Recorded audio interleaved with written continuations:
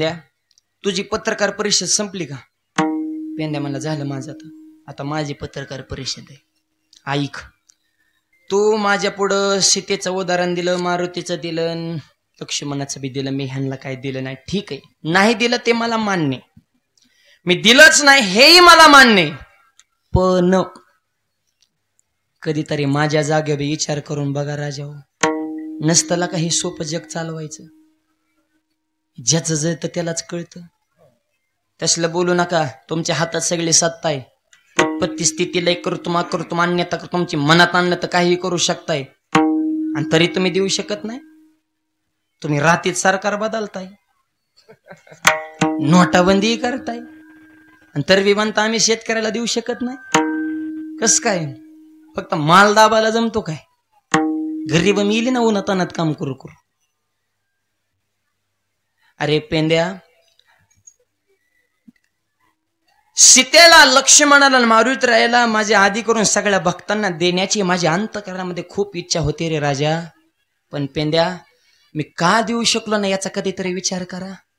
अरे तू जेवढ्या फायली ओपन केले ह्या सगळ्या फायली 7व्या अवतारातल्या. मी ज्या वेळेस प्रभू रामचंद्र होतो आणि राम अवतारामध्ये माझा कायदाच असा होता, वरतो निदा अवतारातला माझा कायदा आहे, माझं ब्रीद वाक्य, बोलिले वाल्मिक तैशाची करीन. जसं वाल्मिक ऋषीने लिहिले तसं मला वागावं लागले. त्यांच्या शब्दाच्या बाहेर मला एक पाऊल सुद्धा टाकता येत नव्हतं.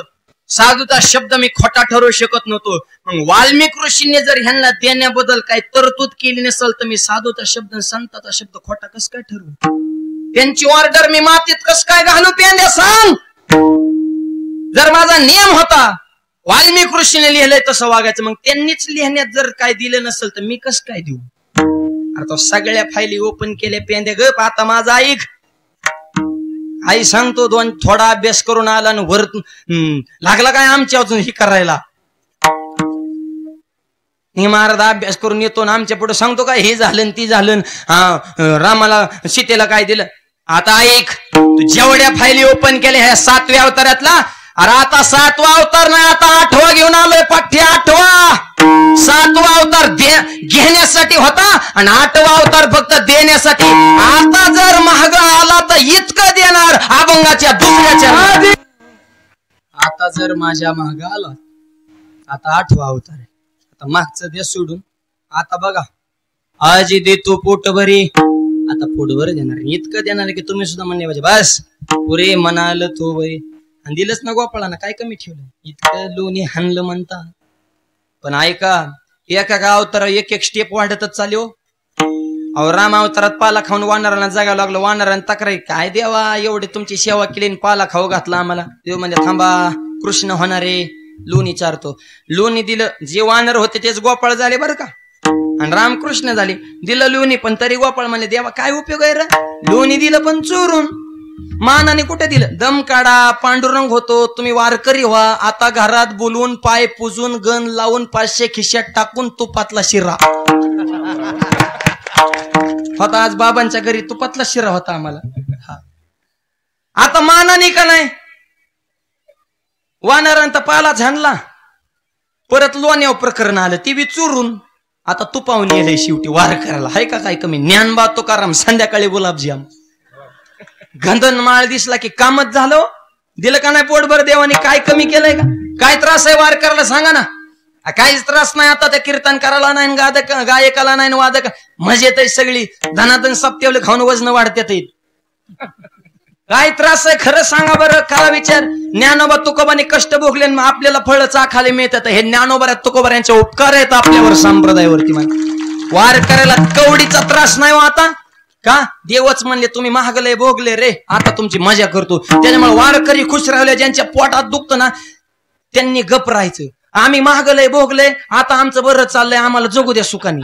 येडेवानी करू नका बरं. आम्ही लय पाला हाणलाय, दही दूध चुरून हाणले, आणि आता सुखाने तूप मिळतंय तर का आम्हाला गिळून द्याय ना?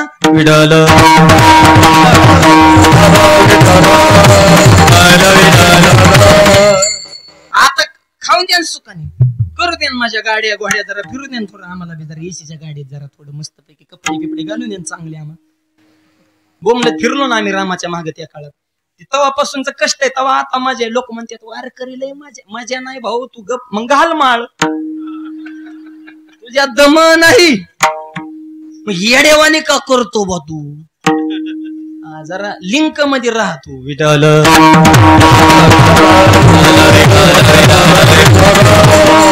पोटभर दिलं मायबाप कशाचीच कमतरता ठेवली नाही मायबाप काय द्यायला पाहिजे अजून अजय एका कीर्तनकारासाठी हजारो समाज या ठिकाणी गोळा होतो काय एक वादक काय द्यायला पाहिजे मी कुठला तुम्ही कुठले कोणाचे उपकार आहेत ज्ञानोबा तुकोबाचं प्रेम आणि त्यांचे उपकार आहेत म्हणून कोण कोणासाठी यायला मोकळे घरात बोलून लोक वार करायचं पाय पूजून सेवा करते मायबाप आमची योग्यता नाही हे ज्ञानोबा तुकोबा ही आजी देतो पोट बरी ह्याला म्हणायचं बरं का देवाने एवढा सुद्धा कसर ठेवलं नाही आता वारकऱ्यांना पूर्ण केला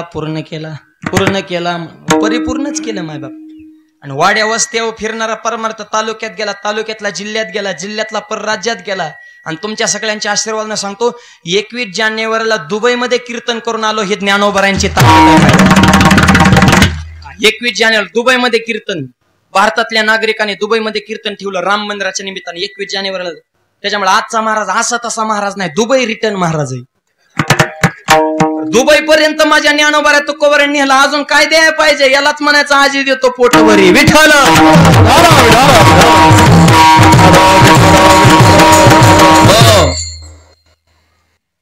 पोट कधी भरत पुरे म्हणाल तो बरी संसारात नाही पोट भरत किती खा रिकामच होते परत काला झाल्यावर मरणाचा जेवला एक मरुस्तोर खाल्लं त्याने बस आता मरण म्हणला मी लय जेवलो माझं पोट भरलं आता त्याला विचारलं ठीक आहे पोट भरलं मग थोडं बांधून नेता का हा बांधून द्या संध्याकाळच्या अरे पोट भरलं म्हणतो बांधून नेतो मग बांधून नेतो म्हणावं तर पोट भरलं नाही आणि पोट भरलं म्हणावं तर बांधून का नेतो ही संसारात असला धिगाणा चालू आहे ह्या संसारात तृप्तीच नाही हे फक्त म्हणायचंय बरे बरं एखाद्या कस काय बरं म्हणजे निमार्थ खालाच झालेलं आहे असं एक कोण म्हणतो का माझं उत्कृष्ट चाललंय माझं उत्तम चाललंय माझं श्रेष्ठ चाललंय नाही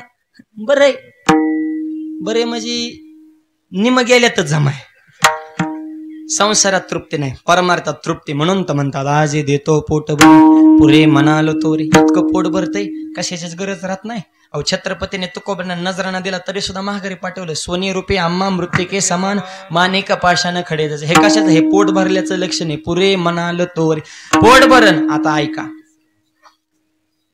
प्रत्येक गोष्टीला नियम असतो पुण्यावरून मुंबईला जायला 2 तास लय झाले एक्सप्रेस हायवेने हायवे सुंदर आहे 8 पदरी आहे गाड्या फास्ट जातात वेळ बी वाचतो लवकर माणूस पोहोचतो पण त्या हायवेवर 3 चाक्याला एंट्री नाही बैलगाडी जमत नाही ट्रॅक्टर एक म्हणला मी ट्रॅक्टर घेऊन जाय लय हानत्यान तुला हायवे सुंदर आहे पण नियम आहे फक्त 4 चाकी 4 व्हीलर तसं पोटभर मिळतंय पण नियम आहे 3ऱ्या चरणात हळू हळू चाला